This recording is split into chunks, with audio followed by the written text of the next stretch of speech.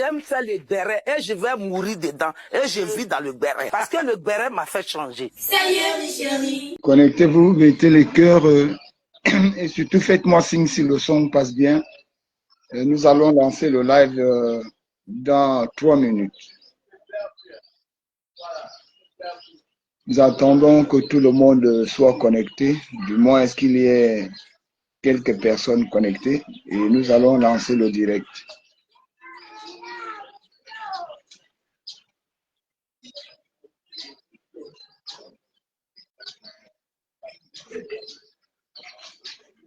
Faites-moi signe si le son passe parfaitement. Connectez-vous. Nous allons parler de l'arrestation de Thiam, son fils, et ensuite son prétendu fils. Et ensuite, nous allons terminer avec l'intervention du vendeur, à l'instar de monsieur Christian Carré, qui est survenu hier sur un média en ligne. Donc, connectez-vous. Nous commençons dans 2 minutes. Faites-moi signe si le son passe parfaitement.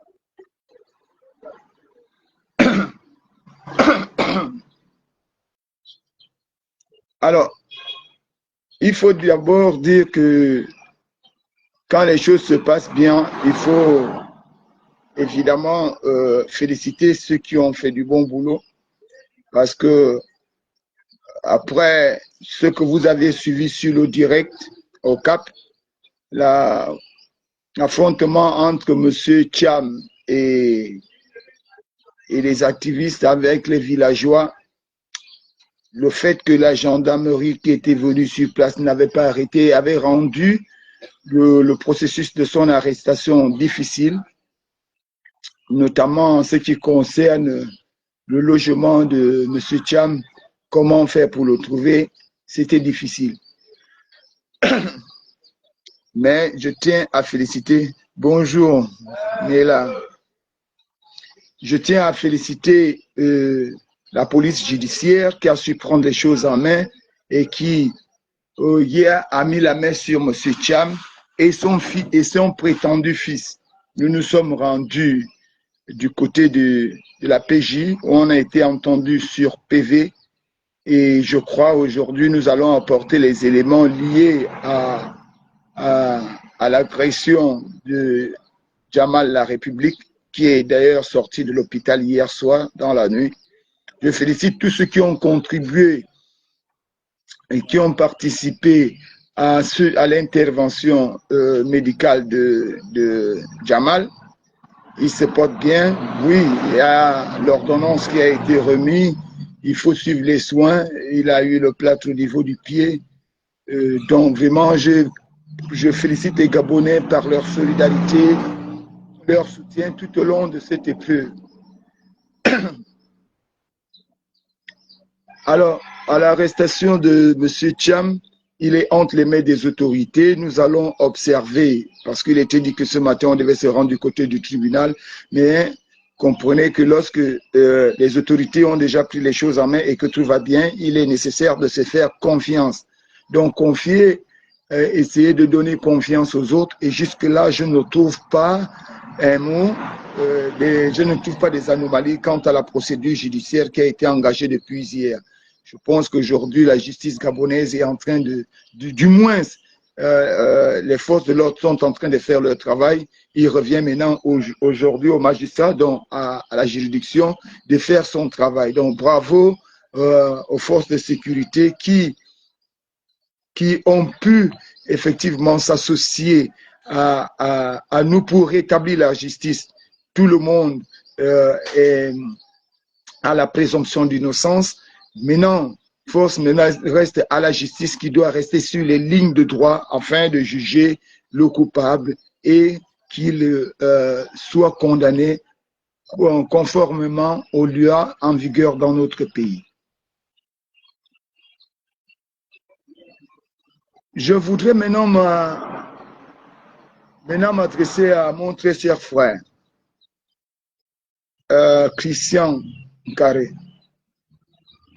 C'est son petit nom qui rit.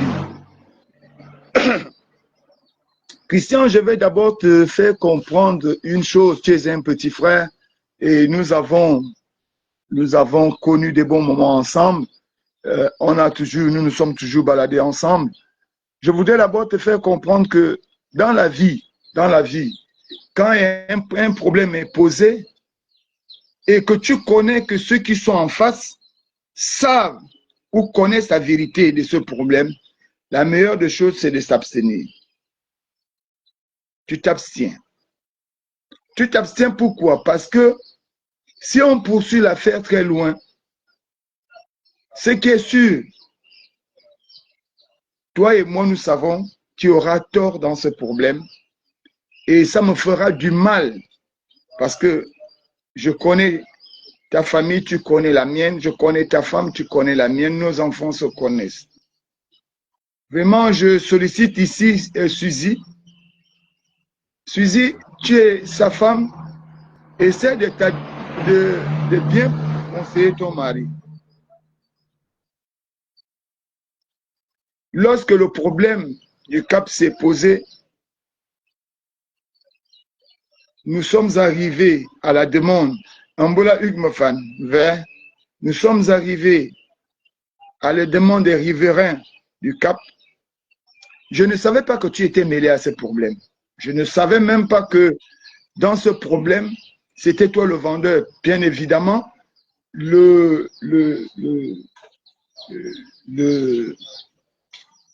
Sénégalais, donc notre frère africain, refusait de donner le nom du vendeur. Mais c'est lorsque les populations ont commencé à expliquer, parce que notre arrivée au Cap n'était pas d'entamer un conflit, mais c'était de rétablir les choses. C'était pour rétablir les choses, de telle sorte que chacun des deux parties trouve sa raison. Et là, il était question de reconfier tout à la justice gabonaise. Et la justice gabonaise avait le devoir d'être impartiale, lire les lignes de droit, préserver l'équité et l'éthique dans ce problème, y compris la justice. Seulement ton acheteur, celui que tu défends, ton protégé, est, comme tu le vois dans la vidéo, venu avec les armes dont il avait déjà prémédité venir faire ce crime. Et d'ailleurs, lui-même, il le dit. Il le dit, il est islamiste. Nous allons tous mourir. Bonjour Gilles. Nous allons tous mourir. Il asperge l'essence. Il avait d'abord la hache et son fils la pioche. Il asperge l'essence. C'est au moment où il prend le briquet, parce qu'il fouille d'abord les poches, il prend le briquet, que j'essaye, parce que je comprends tout de suite qu'il va mettre le feu. Kiri, écoute bien. Écoute bien, Kiri. Parce que lorsqu'un problème est posé au niveau de la justice, il n'y a plus de fraternité. Il y a que la raison doit primer sur tout. Et qu'on doit tout faire. Personne n'est contre personne. Mais à l'allure où tu es venu, je pense que nous allons tous emprunter ce chemin. Et celui qui va aller en prison, ira en prison. Parce que je tiens à ce que la justice soit impartiale. Si c'est Fortuné qui a tort dans cette affaire, il doit faire la prison. Trop de tolérance dans notre pays a tué le bon fonctionnement. Il faut faire attention, mon frère. Je sais dans quelles conditions tu te retrouvais. Tu te souviendrais qu'à cette époque, j'étais directeur général adjoint de GBTP. J'étais chargé des litiges sur le foncier. Et au tribunal, je représentais tous les clients qui avaient acheté les terrains et qui voulaient investir dessus. Lorsqu'il y avait un conflit ou un litige sur le terrain, je me rendais pour effectivement soit défendre mon client, soit conseiller à mon client qu'il vaut mieux lâcher et aller chercher un terrain ailleurs. Je sais. S'il te plaît, mon frère. Parce que tu bénéficies encore, je te le dis, on peut encore t'excuser. Parce que je sais que tu étais en difficulté en ce temps-là. Mais tu es venu brandir un document à la télé, sur une chaîne en ligne. Je vais alors te dire. Avant de te citer, c'est qu'avant de te faire le récit de toutes les procédures qui ont été prises, mon frère, je voudrais d'abord te faire comprendre que venir brandir à la télé un document qui fait de toi l'administrateur provisoire, l'administrateur des biens, ne fait pas de toi le propriétaire. Non. Cela ne fait pas de toi le seul héritier légal de ce monsieur. Apprenons à lire le droit lorsqu'on a envie de faire un certain nombre de choses. Il s'agit d'un problème grave, de quelqu'un qui a voulu brûler les gens. Tu sais, en droit, on dit que la légitime défense est proportionnelle à l'acte posé. Cela voudrait dire que ce jour-là, puisqu'on avait déjà neutralisé Thiam, et qu'on se rend compte que Jamal est blessé, on pouvait tout de suite revenir à l'acte pour, par exemple, tuer Thiam. Ou par exemple, blesser Thiam ou son fils. Ils étaient à notre portée. Mais nous ne l'avions pas fait. J'ai demandé à tout le monde de remonter et d'aller vers l'hôpital. Parce que pour nous, nous ne sommes pas venus pour ce qui est arrivé. Oui, c'est arrivé, mais ce n'était pas ça notre objectif. Parce que quand tu viens défendre quelqu'un, il faut bien le défendre, mon frère. Alors, Kiri, après t'avoir vu, je peux imaginer que le document que tu te tiens en main là, c'est un document qui doit dater entre deux, je ne l'ai pas encore lu, mais je suis sûr que ce document-là doit dater de 2013 à 2014, entre 2013 et 2014, parce que c'est là où tu entends cette procédure-là.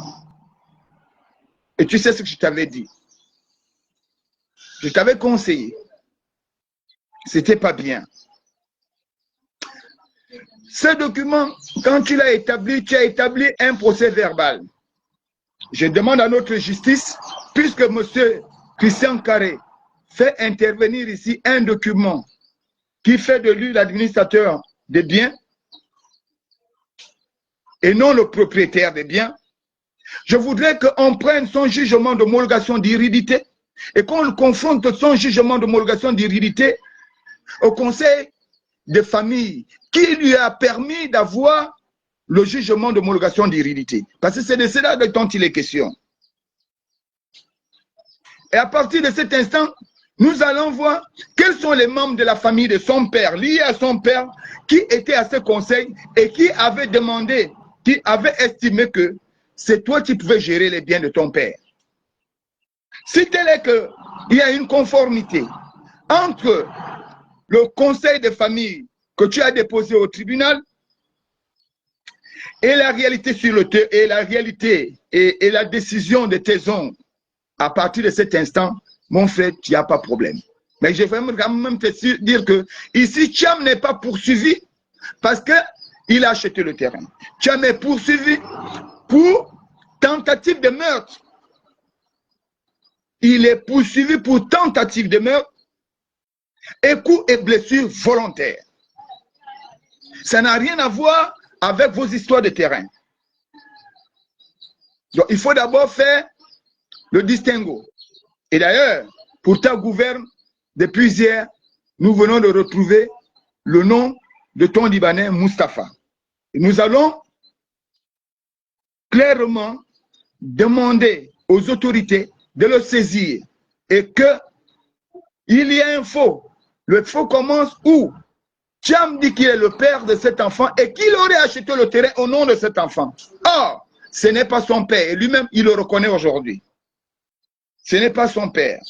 Cet enfant est le neveu d'Alain Gauthier. Sa mère est décédée. Question.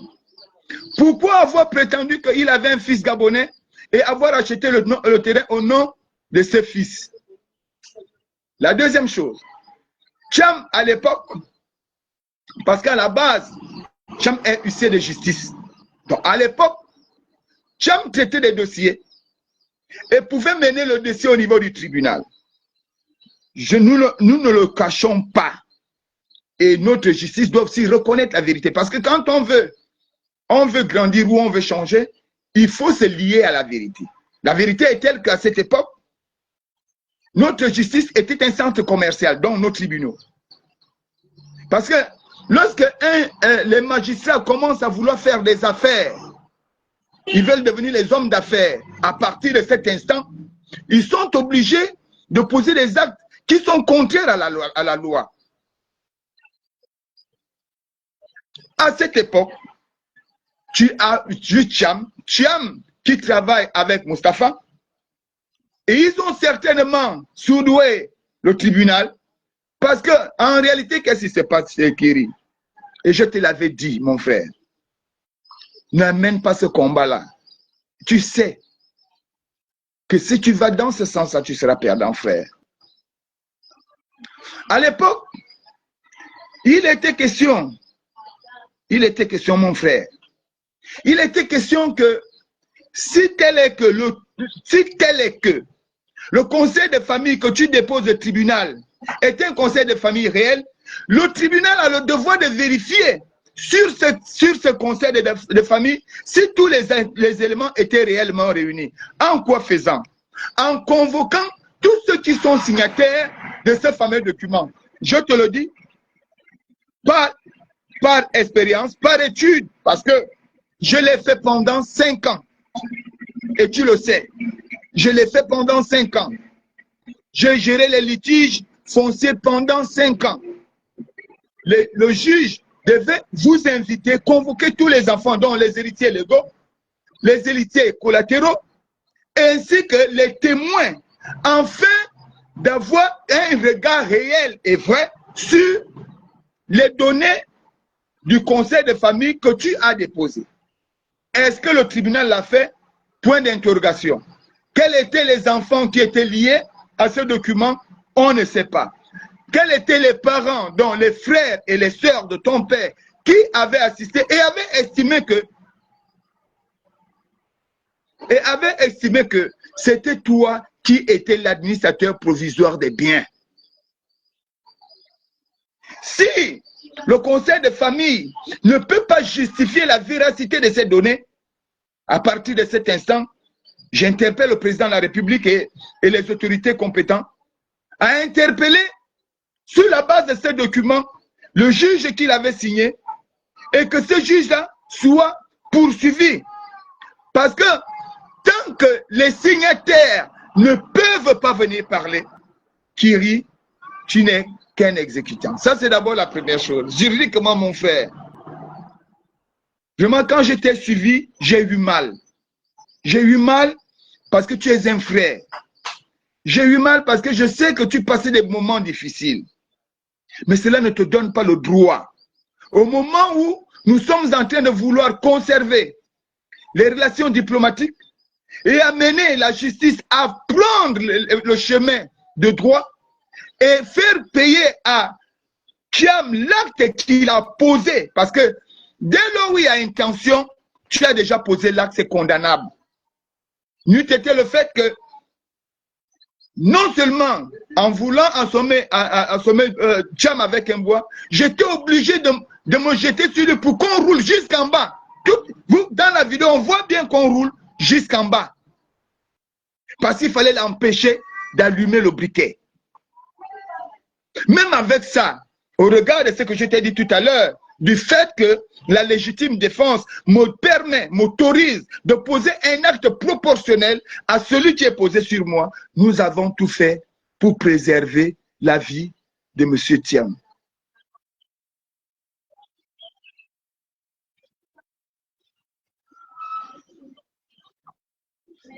Mon frère, à partir de cet instant, nous demandons à la justice de se saisir de ces documents et de remonter jusqu'au conseil, au document, au conseil de famille, de faire une confrontation. D'ailleurs, je trouve quand même que c'est maladroit. Il aurait été alors question si, par exemple, aujourd'hui, Fortuné venait à brandir un document sur les acquisitions des terrains de mes aïeux, de mes ancêtres, à Bitam ou à Oyem. Je pense que face à une situation comme ça, Kiri, ce n'est pas toi qui devais intervenir. Ça aurait été tes frères.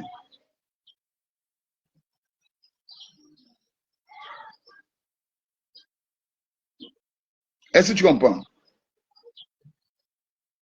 Tu serais allé voir l'un de tes parents et c'est l'un de tes parents qui devait effectivement venir dire oui, lors du conseil de famille, c'est nous qui l'avions fait. Bien. Estimons que tout ça est normal. Estimons que le conseil de famille s'est tenu. À croire que le conseil de famille t'avait désigné comme le successeur de ton père, sinon l'administrateur proviseur de ton père. Mais n'étant pas le seul fils, tu es là juste pour gérer les biens dans l'intérêt de tous. Tu es là pour gérer les biens dans l'intérêt de tous les héritiers légaux. Tu ne les gères pas pour toi-même, sauf si tu es le fils unique de ton père. Encore que là, même en tant que fils unique, étant donné que c'est un terrain ancestral dont ton père l'a hérité de son père. Et certainement son père l'a hérité de son père. Donc ici, tu vas voir un conseiller. Va voir un conseiller, il va te dire, mon frère, je vais te prendre un cas.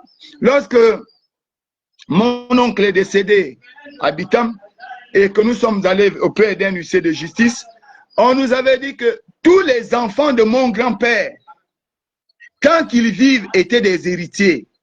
Donc, tous les biens de mon grand-père devaient être répartis entre le nombre de son enfant vivant. Et les enfants de ces enfants, dont ses petits-fils, ne pouvaient hériter que de la part de leur père et de leurs parents. Donc, là, ici, il y a aussi un problème. Le second problème, pour finir, mon frère, parce que je ne vais pas prendre le temps dessus, je voulais juste venir te le dire, que moi, ça ne me dérange pas. Ça ne me dérange pas de mener ce combat. Juridiquement, ça ne me dérange pas. La preuve, c'est que depuis samedi, c'est la première fois que je reste à la maison le matin. Ça ne me dérange nullement. Mon frère, tu es l'héritier de ton père. Et tu as hérité de ton père, donc tu as hérité de cette terre. Mais si tu as hérité de ton père, tu as hérité les terres de ton père, tu aurais dû hériter du titre foncier établi par ton papa, ou non la demande d'un titre foncier. C'est ce que tu devrais présenter. Tu devrais dire, voilà le titre foncier dont a fait mon père, et voilà que je l'ai hérité. Voilà, j'ai hérité ces documents de mon père. C'était mieux. Encore mieux. Tu aurais dû prendre une autre voie. Tu aurais dû dire, j'ai hérité ce terrain de mon papa. En héritant ce terrain de mon papa avait déjà entamé la procédure. Mais il n'était pas arrivé au bout de la procédure. Et moi, j'ai continué la procédure. Parce qu'en réalité, pourquoi on arrive à un conseil de famille? C'est parce que nous n'avions pas la culture du testament. Nous, les Africains, on n'a pas la culture du testament. Donc, il n'y a pas quelqu'un qui va dire, chef, bon, rares sont aujourd'hui ceux qui font des testaments. Donc, j'ose croire ou j'ose penser que ton père n'a pas laissé un document. Merci John. Vraiment, il faut partager ce poste-là à notre frère parce que c'est dommage. C'est dommage. C'est dommage. Donc, Cathy Mbouan, il y a Cathy Mbouan qui veut intervenir. Je te fais rentrer.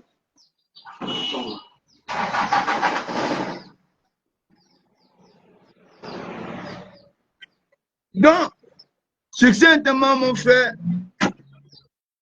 aujourd'hui, tu viens de nous aider. Tu viens d'aider la justice gabonaise qui va désormais se pencher sur ce dossier en regardant les lignes de droit afin d'arriver à une conclusion satisfaisante. Donc, ce document, pour ma part, il faut remettre ce document-là aux autorités. Madame, vous pouvez déjà rentrer sur le direct. Hein. Il faut remettre ça aux autorités et les autorités vont mener des enquêtes pour aboutir à une solution parce que c'est ça que nous on attend. Nous, on n'est pas là, on ne vient pas dire à qui appartient le terrain ou quoi. Ouais, Béni Thiam a été arrêté hier, également son fils aussi. Nous nous sommes rendus à l'hôpital, je l'ai dit tout au début. Nous nous sommes rendus à la PJ hier et nous avons fait les dépositions. Ce matin, c'est Jamal qui ira. La République, puisqu'il est sorti hier soir, c'est lui qui ira là-bas et il va aussi aller faire sa déposition. Voilà. Donc, tu vois, maintenant, je vais finir en te disant, mon frère, le vrai problème au Gabon, quand il y a un conseil des ministres, les gens vont seulement regarder si ils vont seulement écouter les nominations. Mais les gens ne prennent pas le temps de bien écouter pour voir s'il y a des réformes, il y a des décisions qui sont prises dans l'organisation clanique sociétale. Vraiment, c'est le vrai problème qu'on a dans ce pays. Bon, qu'à cela ne tienne. Il se passe que, à l'époque, déjà, je vais même te rappeler que, attendez d'abord, oui. Ouais, Gilles, tu peux monter. Je voudrais d'abord te rappeler qu'à l'époque, le titre foncier était signé par le président de la République. Bon, jusqu'en 2009. Et après, lorsqu'Ali Bongo est venu, avec sa politique politicienne, machiavélique, il a apporté une vision affairiste, une vision d'homme d'affaires au sommet de l'État. Il a tué les ministères de souveraineté pour donner les privilèges, sinon les décisions ou bien l'actif de ces ministères-là aux directions. C'est comme ça que la NUTTC va prendre la gestion territoriale entre ses mains. Malheureusement, les titres fonciers seront signés ici par les fameux directeurs de la NUTTC et autres.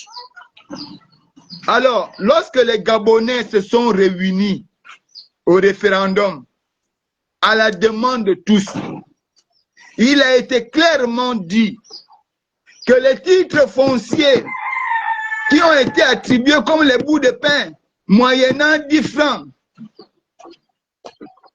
de 2010 à nos jours, sont suspendus pour les étrangers. Suspendus. Et qu'on allait regarder à l'intérieur, sauf si entre les nationaux il y a un litige, on va regarder à l'intérieur. La deuxième chose, c'est que le Gabonais qui a vendu le terrain, parce que la loi de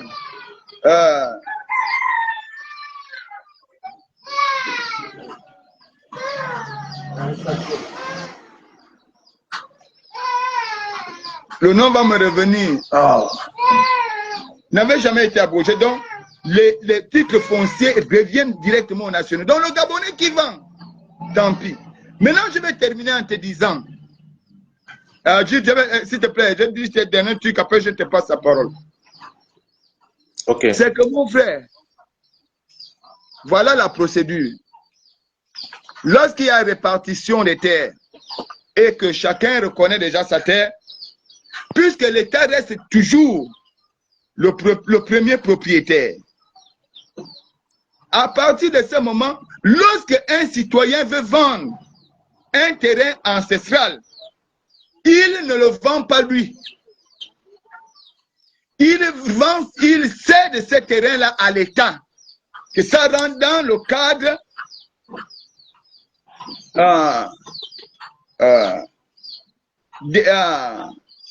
des terres appartenant à l'État. On va dire ça simplement comme ça. C'est-à-dire, il y a que toi, tu as déjà ta carte territoriale ancestrale. Lui également, il a sa carte territoriale. Maintenant, si la famille, ceux qui ont ce terrain ancestral, ne peuvent plus l'assumer, il concède ça d'abord à l'État et c'est à l'État de vendre. Ce n'est pas toi. Yoao, ce n'est pas toi qui vends. Une tierce personne ne peut pas se substituer à l'État. Voilà le vrai problème qu'on a dans notre pays. Et là, j'appelle la justice gabonaise. Les chefs de quartier signent les ventes de terrain. À quel titre? Le seul à vendre le terrain, c'est l'État. L'État, c'est l'État qui vend les terrains. Les tierces ne vendent pas les terrains.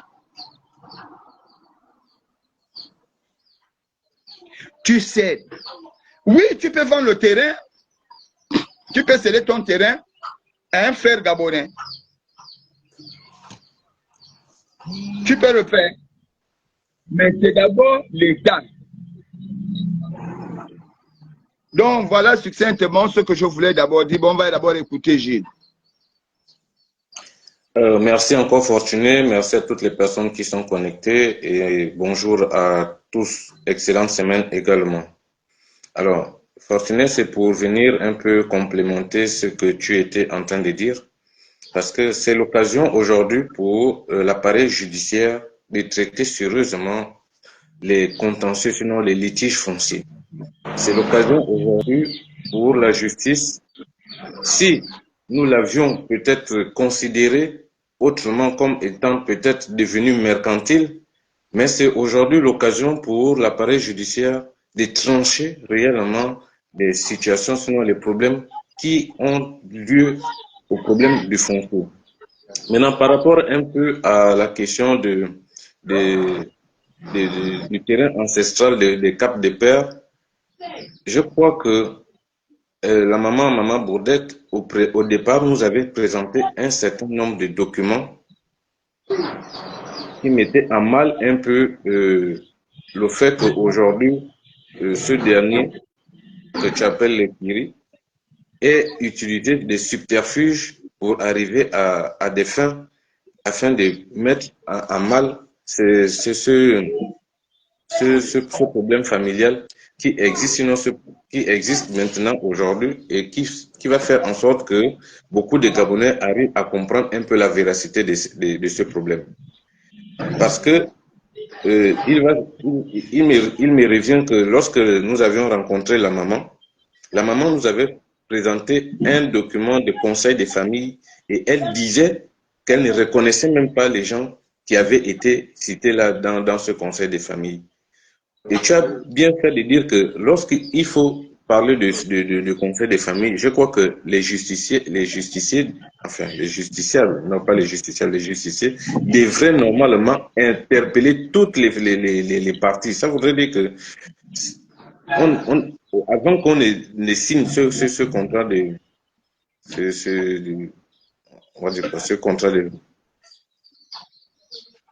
Avant qu'on le délivre, voilà, ce conseil de famille, on aurait d'abord dû écouter toutes les parties.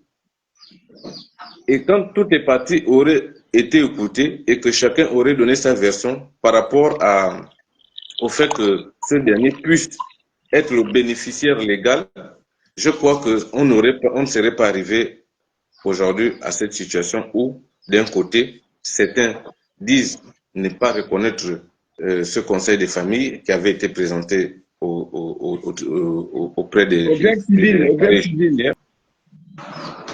mais également le fait qu'aujourd'hui, ce dernier a utilisé beaucoup de subterfuges. Et c'est vraiment dommage parce que après, on se pose la question de savoir comment a-t-il fait pour arriver là. Bon, bref, on n'est pas là pour entrer dans les détails, mais je crois que c'est l'occasion aujourd'hui de donner à l'appareil judiciaire ces lettres de noblesse en tranchant réellement ces véritables problèmes de foncier qui aujourd'hui font couler beaucoup d'encre. Parce qu'il n'y a pas que le problème de Cap de Père.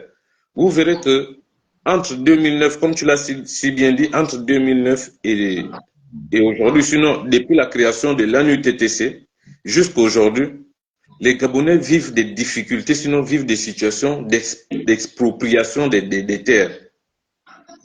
Et ça, on se pose la question, quels sont les complices de ces personnes qui exproprient les terres aux Gabonais aujourd'hui? Parce que là-dedans, il y a des terres ancestrales.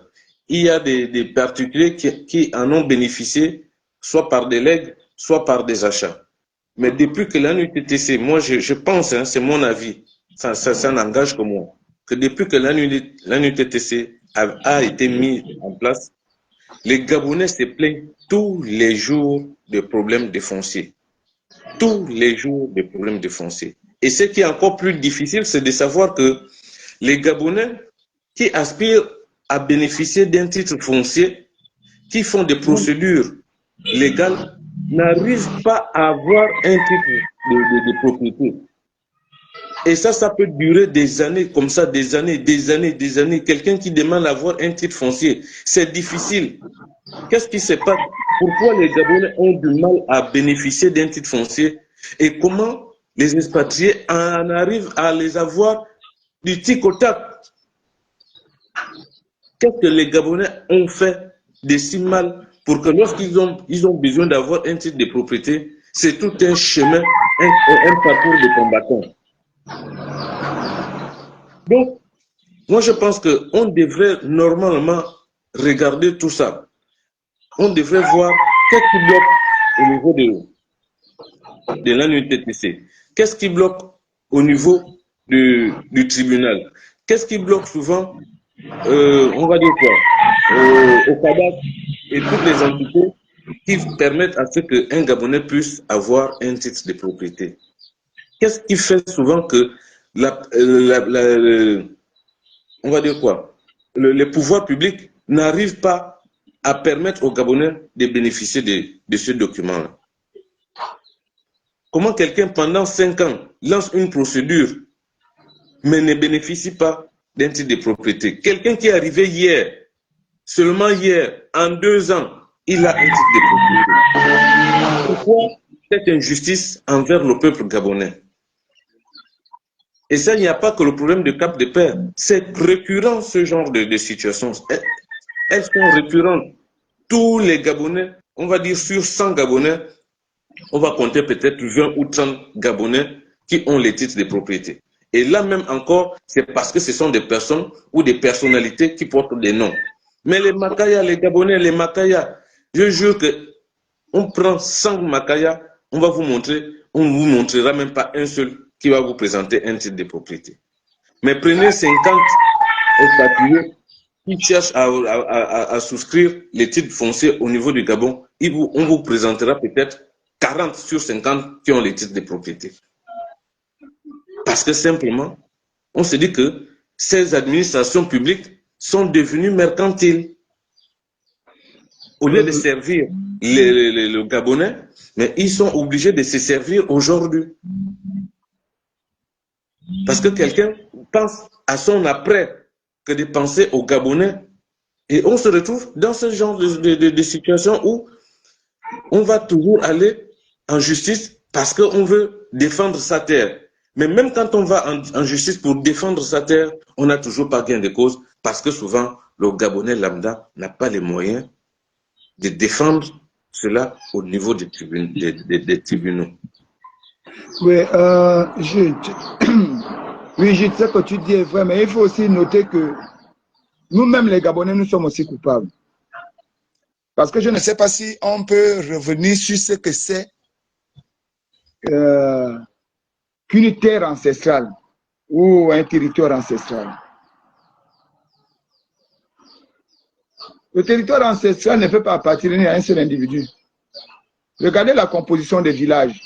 C'est des familles qui se sont réunies et qui prennent ça, mais au nom du chef coutumier, ou bien du chef de la communauté. Bien évidemment, lui, il morcelle entre ses frères. Mais comment un seul individu va se prétendre détenteur à ce Dieu d'un titre foncier?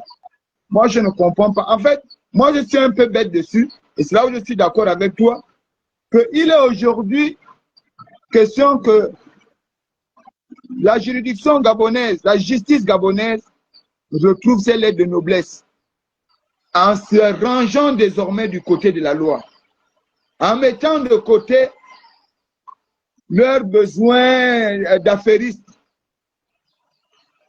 mais en disant, oh, Jamal la République, en disant, il est grand temps qu'on serve l'État, qu'on soit au service de la justice. Donc, tout ce que tu as dit là est tout à fait normal, c'est bien.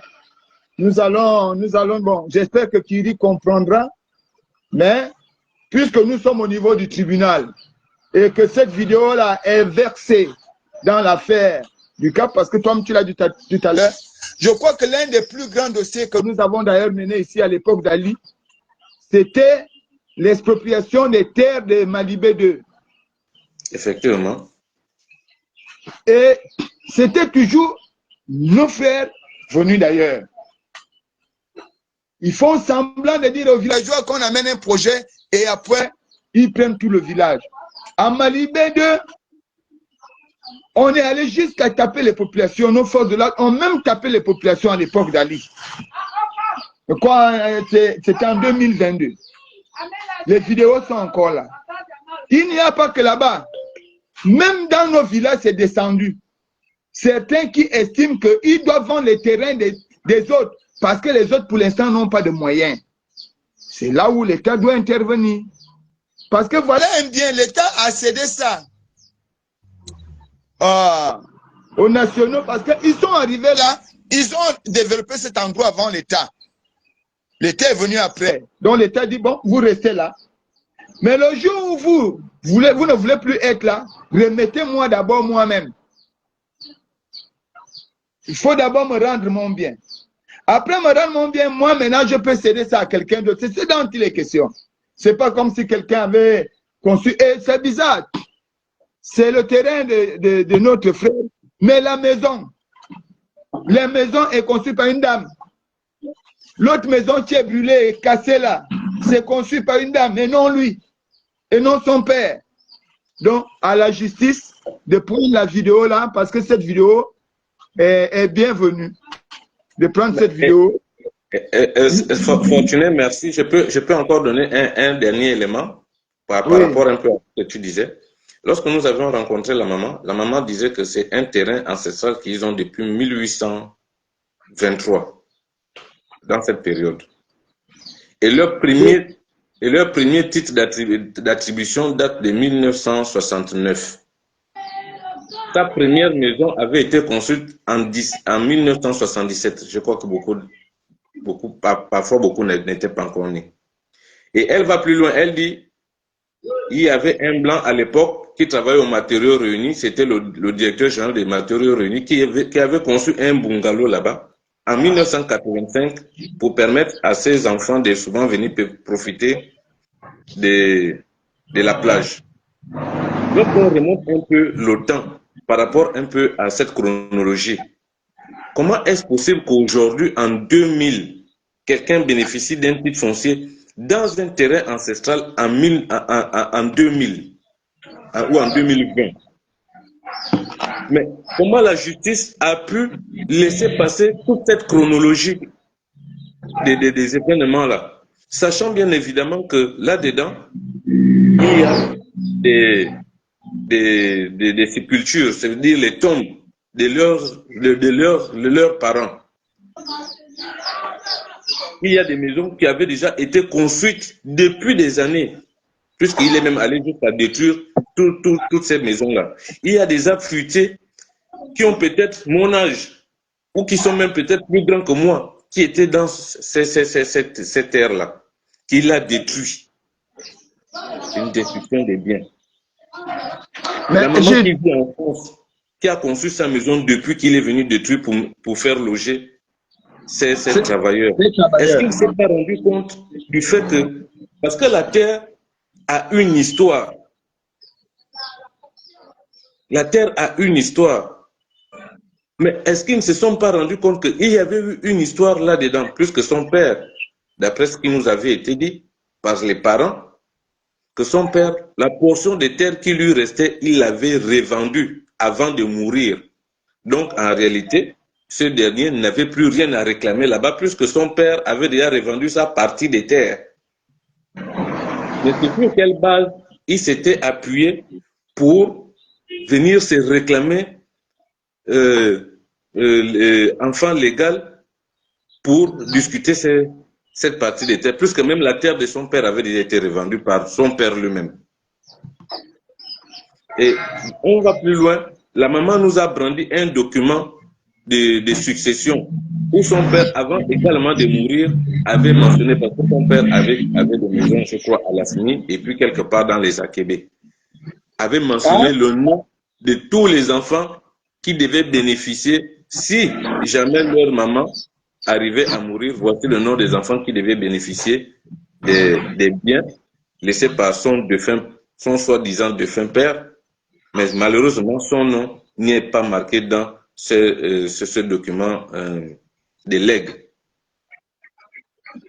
Mais c'est pourquoi voilà toutes les questions que la justice aurait dû se poser, inviter les parties pour être impartial dans ce problème-là. Pour être impartial, ils auraient invité toutes les parties, c'est-à-dire les oncles qui sont encore vivants, les tantes, même le chef coutumier Benga aurait dû être là. La maman que nous avions assistée, qui est venue donner son point de vue, la chef du quartier. La justice aurait dû inviter également, puisque elle fait partie des personnes qui connaissent l'histoire de ce terrain de Cap de Père. Donc je crois que la justice aurait dû faire intervenir toutes ces personnes afin de donner quitus maintenant à ce dernier pour qu'il puisse faire de ce bien ce qu'il a voulu faire ou ce qu'il a fait, c'est-à-dire vendre, parce que ça l'aurait revenu en toute légalité. Mais malheureusement, je crois que la justice, l'appareil judiciaire avait failli là-dedans. C'est mon point de vue. Et je crois que c'est l'occasion pour l'appareil judiciaire de rétablir la vérité en interpellant toutes les parties afin de trouver, afin de lire le droit par rapport à ces litiges fonciers. Avoir une solution satisfaisante pour toutes. Donc, c'est ça que je disais, Gilles. C'est-à-dire savoir comment est-ce que ce dernier a pu avoir un titre foncier dans un terrain ancestral et un titre foncier qui date depuis 2020 ou 2000, je ne sais pas quel. Non, si c'est trop, je dis, si c'est trop, si ça a mis du temps, si c'est un document qui date de plusieurs années, ça doit, la signature doit être entre 2013-2014, sinon en montant, mais pas en descendant. Je te le dis. Voilà, donc c'est en 2020, c'est en 2020, c'est en 2020 qu'ils ont eu le titre foncier. Parce que ce problème-là commence là. Donc c'est pourquoi je vais te dire que la preuve c'est que le Libanais recule, mais il actionne Tcham. Et ils tournent, comme ils savent qu'il y a une décision qui a déjà été prise et que la loi Ariminko pèse toujours, c'est-à-dire que le titre foncier ne revient qu'aux nationaux. Du coup, ils prennent un enfant et ils font passer cet enfant-là comme étant leur fils. Et Gabonais, par conséquent, l'État ne va pas regarder là-bas. C'est ça le vrai problème. Bon, voilà Jamal, hein, la République. Celui qui a été, nous, le fameux commando qui a été blessé sur le terrain. Tu veux dire quelque chose? Bon, vous parlez d'abord avec lui. Je reste aussi avec lui. Je fais un truc là. Bon, Jamal, bonjour. Malheureusement, comme je n'arrive pas à voir Fortuné. Je ne sais pas si c'est mon téléphone, mais je suis obligé de parler comme ça parce que je suis dans le live. Est-ce que toi, tu me vois, Jamal? Non, je te vois pas. Hein. Bon, je crois que les internautes arrivent à nous voir. C'est pas bien grave. Est-ce que tu as bien dormi? Bon, en tout cas, en fait, j'ai toujours la douleur au niveau du pied. Pas vraiment, mais j'ai eu du mal non seulement à me déplacer ce matin.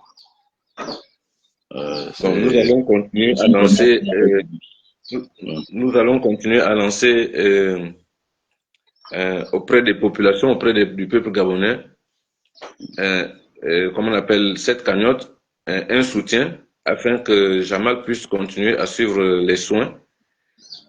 Et nous allons vous donner le numéro de téléphone qui est commis à cela.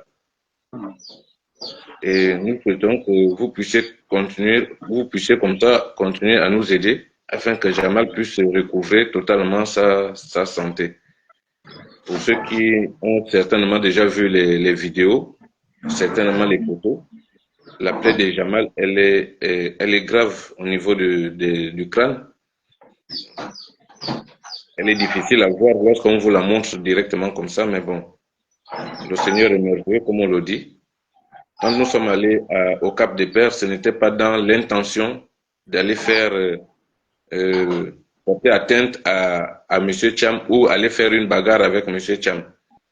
Nous partions là-bas, c'était parce que les mamans de plus de 70 ans se sentaient abusées.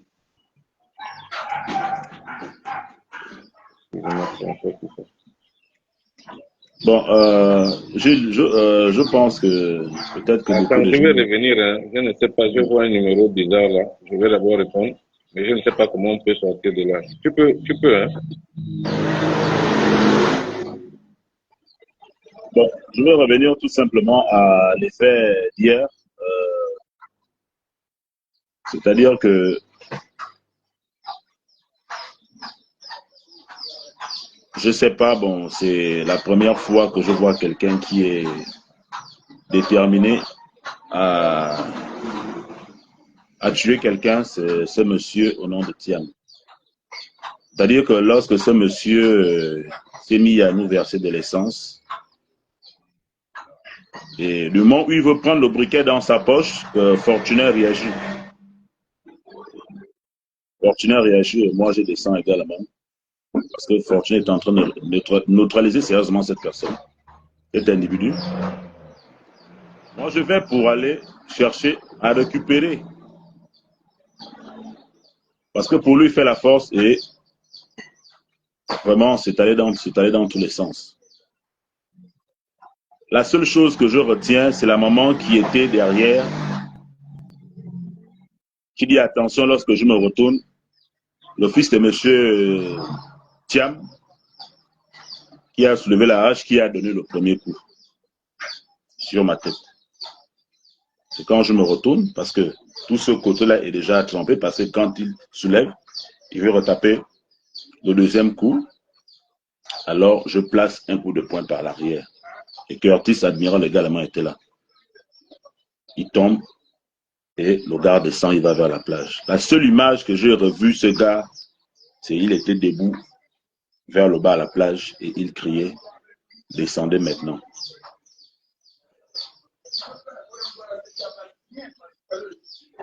Je suis tombé en ayant un déboîtement de la cheville. La cheville s'est tournée. Bon, moi je tiens à dire à nos autorités que nous ne sommes pas allés au Cap pour aller s'aimer le trouble. Nous ne sommes pas allés au Cap pour dire que on va taper sur X ou bien sur Y. Je vous dis bien, j'ai été sidéré.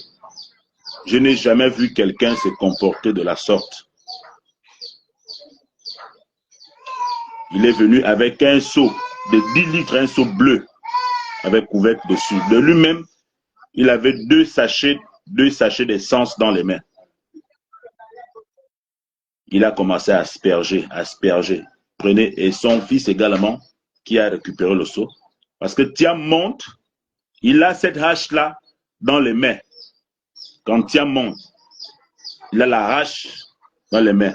Il a la hache et il a de l'autre main ce sachet d'essence qui était préparé comme des cocktails Molotov. Et de là où il balance la hache, parce que quand Fortuné attrape, et lui-même également, hein, en fait, il s'est mis de l'essence sur lui. Il a dit ceci, on va tous être brûlés aujourd'hui. Tout le monde, parce que même les mamans même qui appartiennent à la parcelle, tout le monde était bourré d'essence que Thiam a eu à verser sur tout le monde. La vidéo est virale. Ce n'est pas quelque chose qu'on a inventé, on n'a rien inventé. Nous ne sommes pas allés au Cap pour dire qu'on va agresser X ou bien on va agresser Z. Non. Nous sommes allés au Cap pour aller s'acquérir de la situation des mamans du Cap qui revendiquent leur terrain. C'est même pas leur terrain, mais leur village. C'est leur village. Je vous assure que je n'ai jamais vu quelqu'un qui est déterminé comme ça à dire aujourd'hui nous tous on meurt. Il a dit Allahu Akbar. Donc aujourd'hui nous tous on meurt.